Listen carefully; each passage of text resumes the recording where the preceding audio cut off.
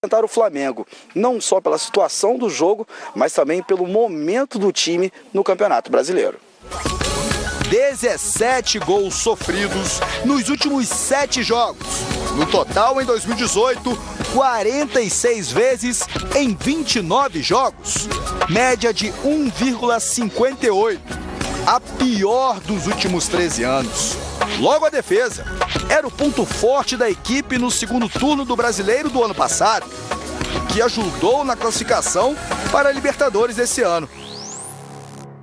A gente estava com essa dificuldade na parte defensiva e acho que no dia a dia do treinamento a gente conseguiu encaixar uma boa defesa e que a gente acabou não tomava um gol, tinha jogos que a gente não tomava nenhum gol, então acho que é trabalhando.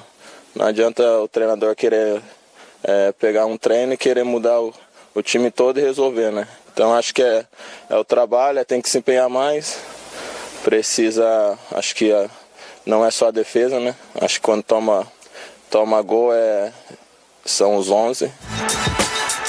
Pela frente, um adversário embalado com a classificação para as oitavas de final da Libertadores, quartas da Copa do Brasil e líder do Brasileiro.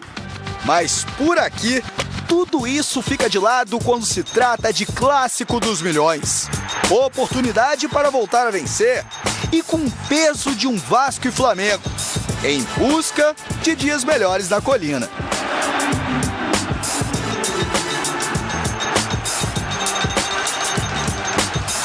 Sábado no Maracanã, 7 da noite, 24 mil ingressos já foram vendidos. Agora, companheiros, situações completamente opostas. O Flamengo, líder do Campeonato Brasileiro, classificado na Libertadores, classificado na Copa do Brasil.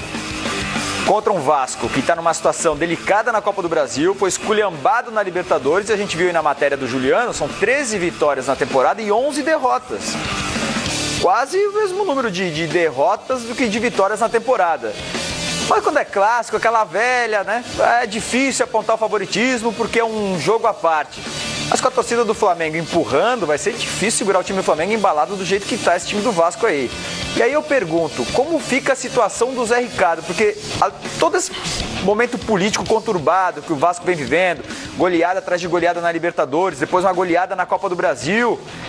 Será que se for goleada pro Flamengo, o Zé Ricardo treme no cargo?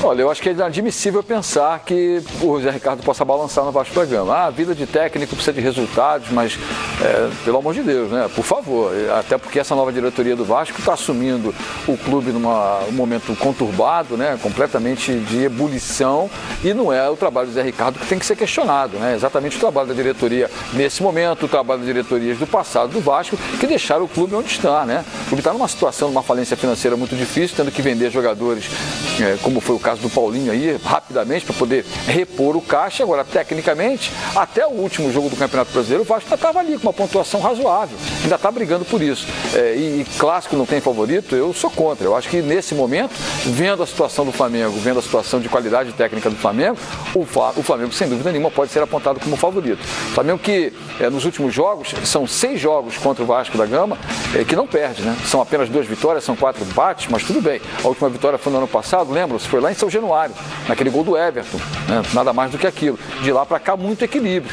Evidente que o momento do Flamengo é para deixar o Flamengo com uma supremacia, mas o Vasco pode sim superar.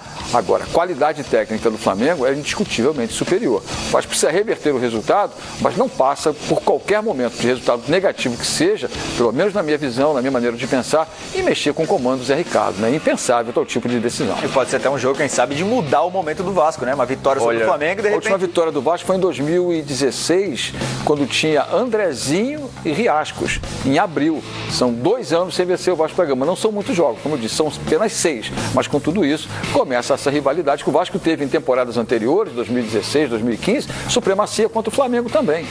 E aí, Rodrigo? Eu tenho uma tese, praticamente um preconceito. Time grande, quando é goleado, para mim a culpa do treinador é grande. E o Vasco está levando muita sapatada.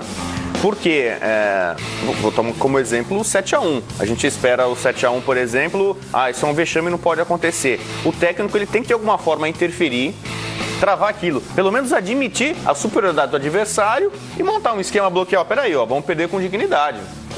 3-0, não vão tomar esculacho. Que é o que está acontecendo com o Vasco. O Vasco está perdendo. 3-0 não é goleada, é o caso do Bahia. Eu já acho goleada. Eu acho que não. Então o Cruzeiro, o Cruzeiro é superior ao Vasco? É normal hoje o Cruzeiro chegar em São Januário e ganhar do Vasco? Agora lembrando que o Vasco segurou o Cruzeiro na casa do Cruzeiro. Então, agora não para tomar aquele esculacho que foi. Você perguntou sobre goleada. É possível sim. O Flamengo, claro que é favorito por jogo. Se o Flamengo levar a sério até o fim e não tirar o pé, o Flamengo pode sim castigar. Só que aí cabe ao técnico do Vasco reconhecer as limitações do time dele e montar um time competitivo para parar de tomar tanto gol. Mas aí eu te pergunto, a gente vem destacando que o Vasco tem o pior sistema defensivo entre os times da Série A. O que o Zé Ricardo pode fazer ao olhar para o seu banco de reservas para tentar tampar essa peneira aí? Os profissionais mesmo, os titulares, melhor dizendo. Eu acho que ele fez algumas mudanças. O caso do Paulão, que vinha sendo muito criticado, o Breno volta a ser titular. O Wellington, volante, muito criticado também, deve ser o Bruno Silva no meio da volante. Thiago Galhardo voltou. Thiago Galhardo pode ser uma opção também para o técnico Zé Ricardo. Ainda assim, é muito complicado porque o time tecnicamente é limitado. Então, mas o mesmo Zé Ricardo, em outros momentos no Vasco, conseguiu com um time limitado bons resultados. Pelo menos não perdia. Você tinha o Paulinho, você tinha o Matheus Vital, né? Você tinha gente mais eficiente. O Evander estava jogando bola. Pode voltar agora. Entendeu? Mas quando você tem um ataque que produz mais, você preocupa a defesa adversária e também resguarda um pouco mais o seu sistema defensivo. Se o Vasco não ataca ninguém, é só bola na defesa. Evander fica de produção do meio pra frente. Exatamente isso. No começo da temporada. Apostar no Riascos também é difícil, né, galera? Mas o Riascos costuma complicar a vida do Flamengo, hein, Paulinho? Mas ele complica mais com a bola no pé, né? Ele complica mais o Vasco. Ele complica com a bola no pé. Bom, é clássico, né? Clássico é clássico e vice-versa. Bom, vamos dar uma olhada lá no nosso site, porque estão jogando uma pimentinha e um temperinho a mais nesse jogo. Vamos olhar o nosso site, foxsports.com.br, porque apareceu um personagem ex-Vasco provocando o Flamengo em um post do Riascos. E ele disse o seguinte, já vou destacar esse personagem.